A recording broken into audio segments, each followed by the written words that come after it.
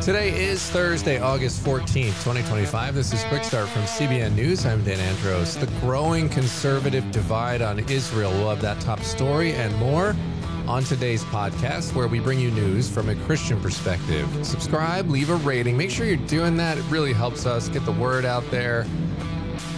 Make people aware of this podcast. We'd love to have more of you with us as we're getting through the news of the day each and every weekday, bright and early. Our email address, if you'd like to reach out, quickstartpodcast@cbn.org. Joining me today to get through all the news, CBN's Trey Goins-Phillips. And Trey, on the focus story, Gina Carano, a name we haven't heard pop up in a little while. She had a big day. Yeah, she had a huge day in court, and this has been an ongoing saga, probably going on as long as Star Wars has been going on, it seems. But yeah, we'll break down the details of her legal win here in a few minutes. Yeah, excellent news there. And on the main thing, Hamas terrorists in Gaza have been caught using a vehicle marked with the international humanitarian aid organization World Central Kitchen. Raj Nair from CBN has more on that story coming up on the main thing. All right, make sure you subscribe to all of our CBN News podcasts. You find the links in the description of this podcast episode. We've got them in there each and every day. Make sure you're checking those out. Also, our new Substack, faithwire.substack.com. A growing number of Christians were gathering there to pray through the news of the day. So make sure you're checking that out with us, faithwire.substack.com. We're going to head now to the news in 90 seconds.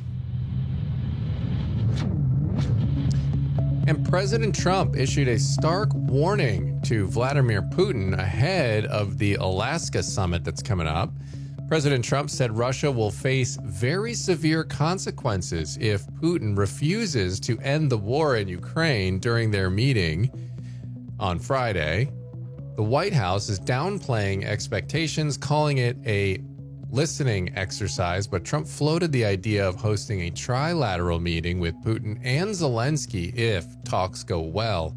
Earlier today, Trump held a virtual meeting with Zelensky and European leaders, calling it very good, while Zelensky said Trump voiced support for a ceasefire. Trump also suggested both sides give up land to secure peace, a proposal rejected by both Moscow and Kyiv.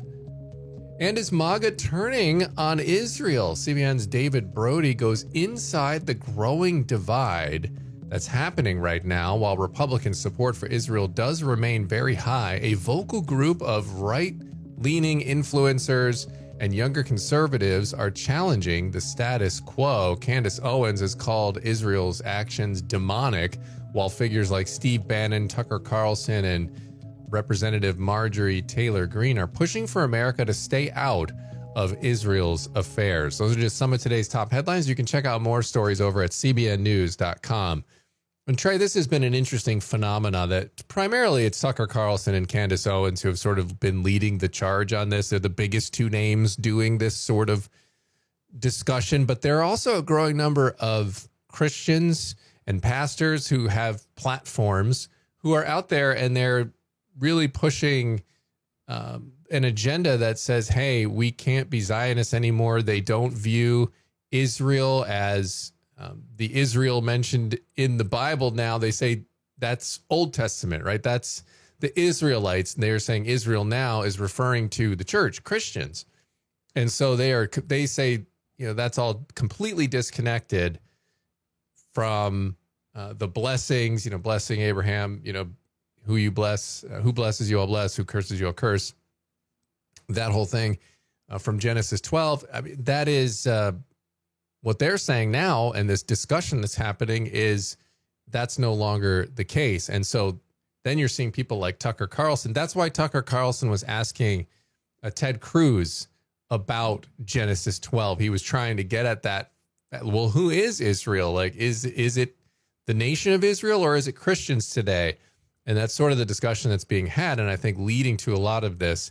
Now, Candace Owens is on a whole nother level. I mean, she has called it, like I said, outright demonic is what she has called Israel, and she's saying that Israel killed JFK and a whole host of conspiracy theories she is pushing right now. But this is an interesting divide that is happening. And CBN's David Brody definitely, if you want to check out that report, go over to cbnnews.com. You'll see it.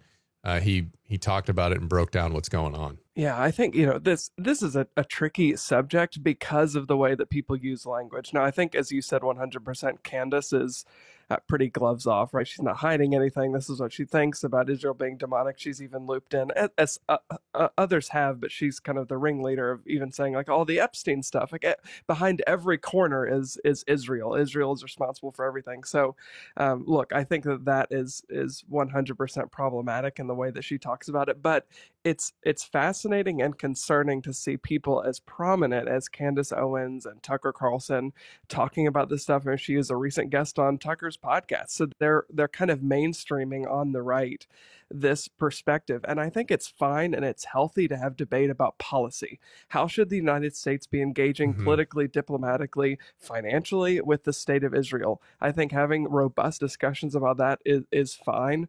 But I think when it becomes this this opportunity to belittle the people of Israel, to make anti-Semitic claims, and then to say, well, really, this is just a policy disagreement.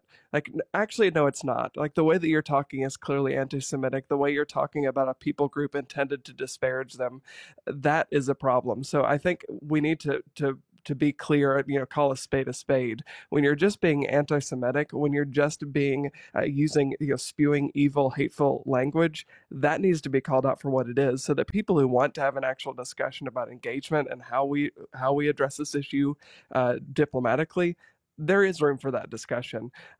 But it's unfortunate to see Tucker Carlson and the far left in alignment over how the state of Israel should be addressed. Yeah, having George Stephanopoulos' sister on to discuss it. And right. It's just something that if this would have been done a couple of years ago, somebody like that would have been just absolutely dismissed on the right. Like, well, you're talking to far left, kind of people on this issue. And why should we listen to this? People who are openly hostile towards Israel. And then, you go ahead, like Tucker Carlson interviewed the president of Iran and did that. And while he claims that he reached out to Netanyahu, he's never had Netanyahu on. So it just makes you wonder, like, what is going on there? And these straw man arguments, by the way, Trey, is one thing to look out for when people say things like, oh, you're not allowed to criticize Israel. And that's the response to saying, well, wait a minute, these are, a lot of this is anti-Semitic claims. And they say, well, you're not allowed to say that. It's the naughty thing to criticize Israel. And it's like, well, no, you can criticize Israel clearly because you and others do it all the time. You got to have some basis in fact here. And you can't sit here and take what the Hamas health organization, the Gaza Health Ministry, is saying at face value and then say everything Israel is saying is propaganda. I mean, this is just, we've gone over it a million times on this podcast, the instances where that's blatantly not true. 100% positively, verifiably, so many instances where the report coming out from the Gaza Health Ministry false and what Israel's saying turns out to be true. So not that either side, not that Israel's perfect on everything they do. Of course not. That's not that to me, that's the sort of straw man argument you see all the time. And you just got to be on the lookout for that. But it is, nevertheless, it's an interesting growing divide that I don't think we've seen in our era. I mean, I think evangelical Christian support for Israel has been pretty much the norm and the standard for a long time now. So hearing these voices come out now, it's definitely an interesting time. And we have to be watching these conversations and seeing, what people are saying on this and where things are going so that we're informed because, it's certainly a lot of it, some of it troubling stuff. All right. We're going to head to the focus story now. And as we mentioned at the top, Gina Carano has been involved in a lawsuit with Disney from years ago when she got fired from The Mandalorian for expressing her personal views. So tell me about this update and the story here, Trey. Yeah, so just several days ago, Gina Carano actually settled. She won. They settled out of court, but settled in her favor with Disney and Lucasfilm, whom fired her in 2021 from The Mandalorian in her lawsuit, which she actually just filed last year. She's been going back and forth with them now for years, but she filed the formal lawsuit last spring, I believe. And in the lawsuit, she argued that her termination was a wrongful termination and that she was discriminated against for her views. And Disney wanted the case to be dismissed, claiming that this is not an actual issue. That is not why she was fired. The judge on that case refused to dismiss the issue.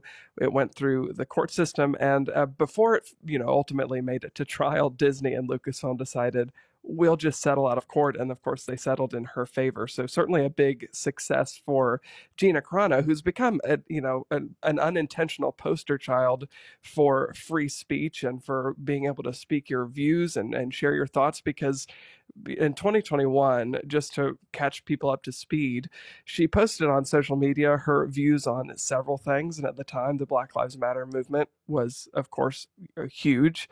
Also, the transgender movement was just becoming pretty big.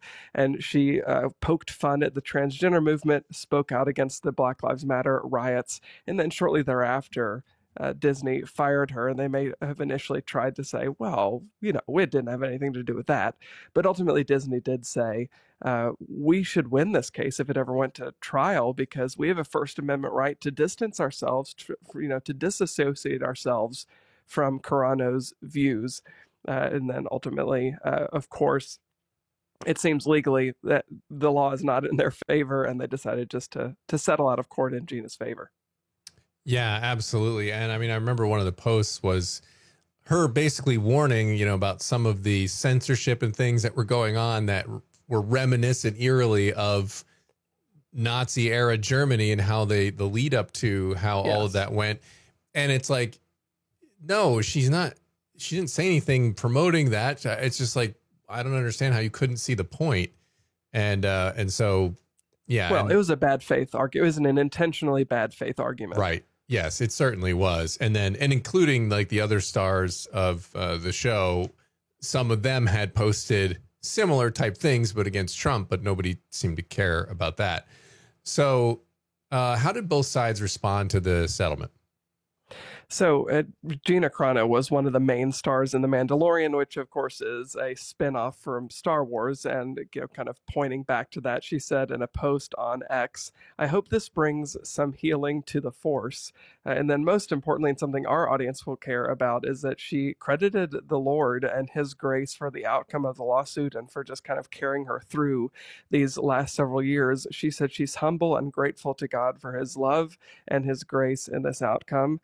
And credited all kinds of people who came alongside to help her, including Elon Musk, who actually funded a lot of this lawsuit. And then the Walt Disney Company and Lucasfilm, they released a joint statement saying they're, quote, pleased to announce that we have reached an agreement with Gina Carano to resolve the issues in her pending lawsuit against the companies.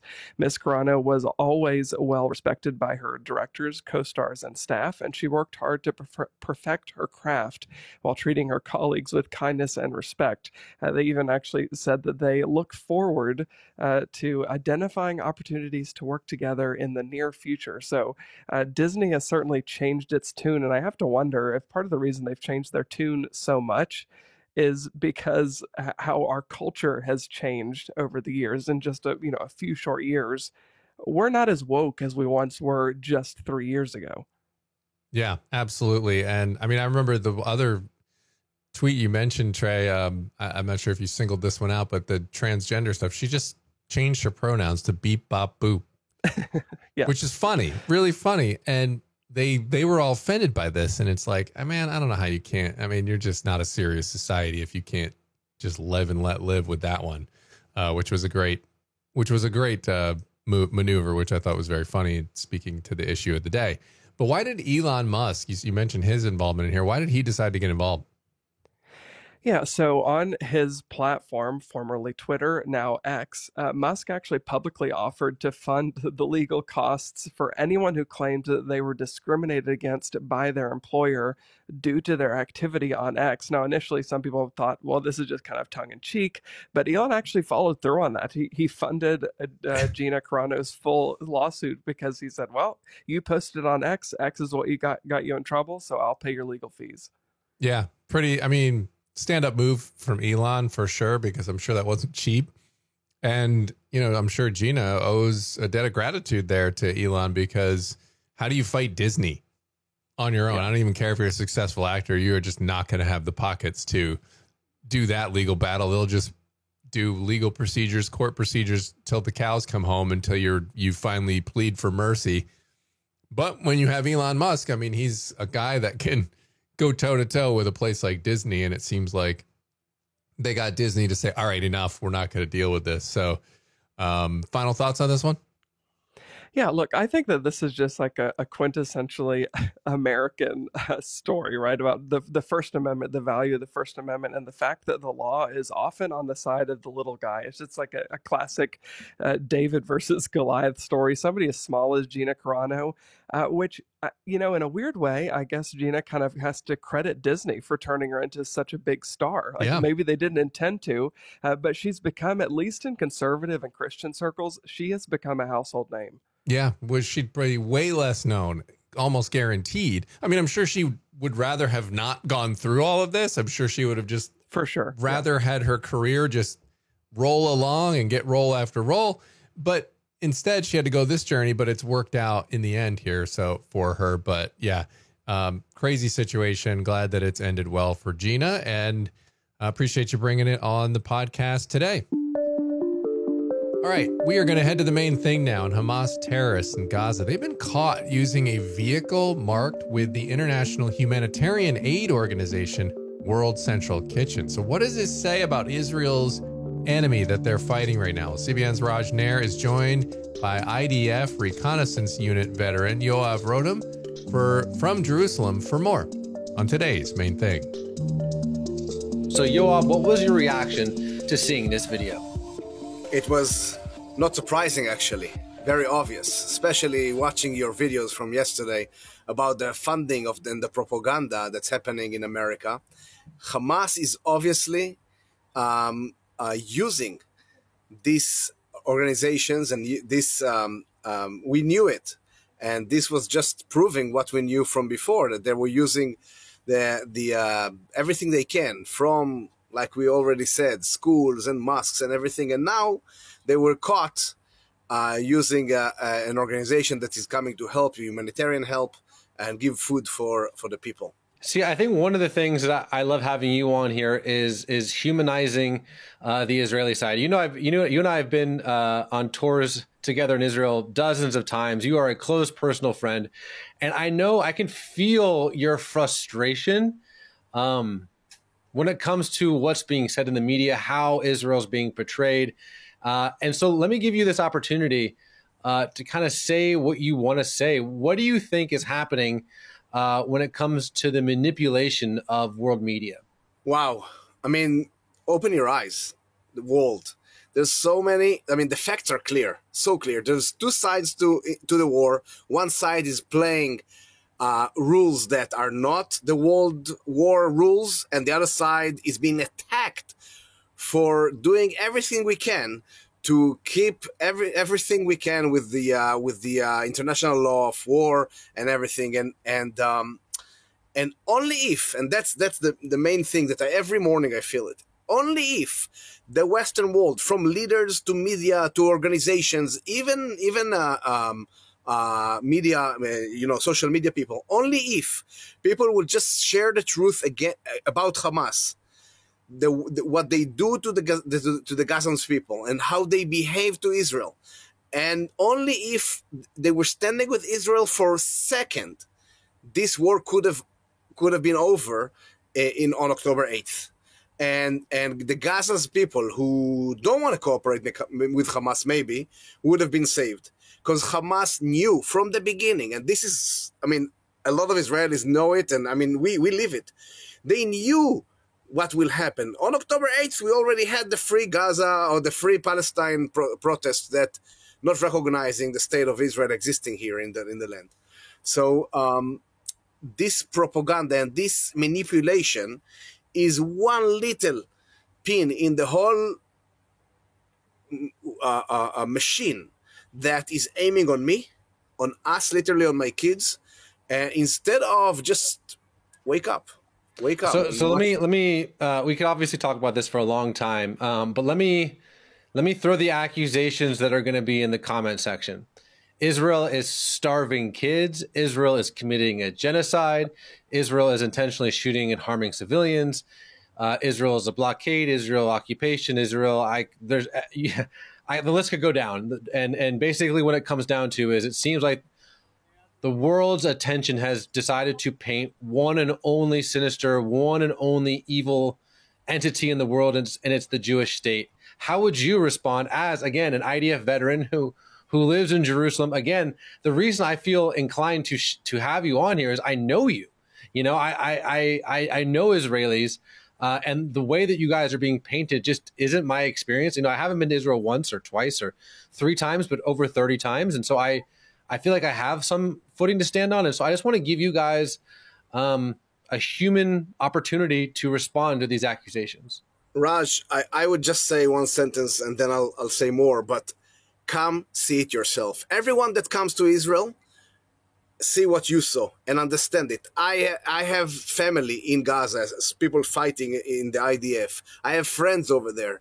I know what we're doing and what are the rules and the law that we as soldiers have had to stand by and not do things. Yes, sometimes a soldier is sinning and he's being judged for that, and the IDF is investigating, and Israel is trying to fight this war. And Benjamin Netanyahu, which again I can be honest and say maybe I have criticism to him, and we all have criticism in Israel, inside Israel, but there's one thing he was very right today that he said.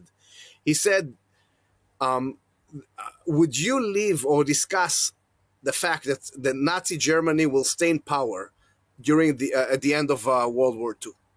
This is something that people don't ask themselves the question. People don't ask, why is Israel doing, and why Israel? How would you want Israel to, you know what?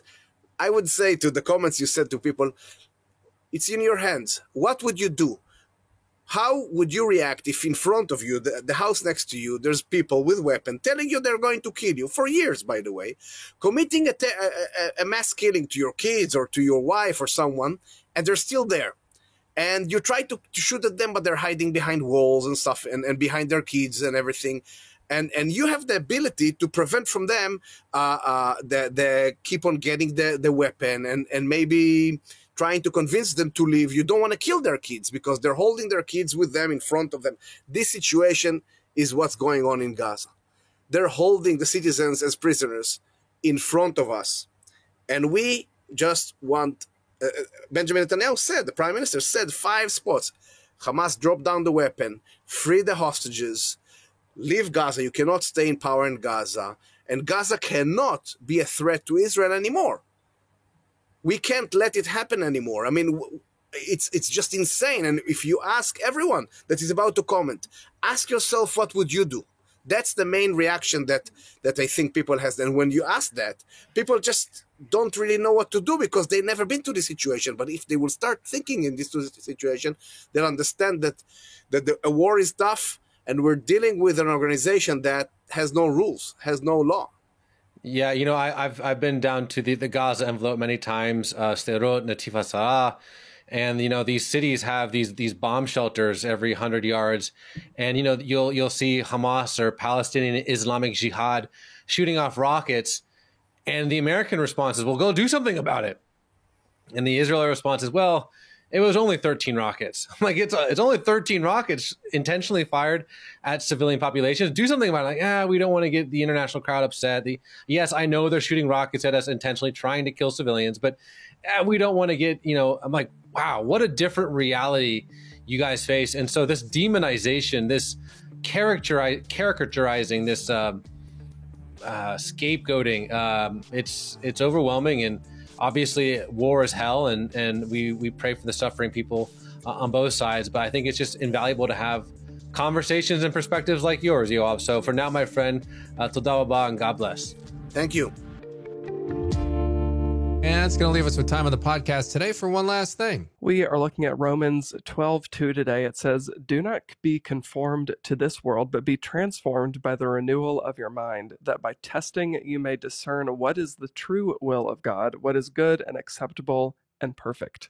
Yeah, amen to that. I mean, that is a powerful verse. And listen, if you want to know what God's will is for you, you don't have to click your heels together 3 times and look up at the clouds. You test that will. You look at scripture and test it against the word of God, and he's going to be with you whichever way you end up going. So that's going to do it for this edition of the Quick Start Podcast. As always, get on over to cbnnews.com, faithwire.com for more news from a Christian perspective. Lord willing, the creek don't rise up on us. We'll be back tomorrow with more. God bless. See you then.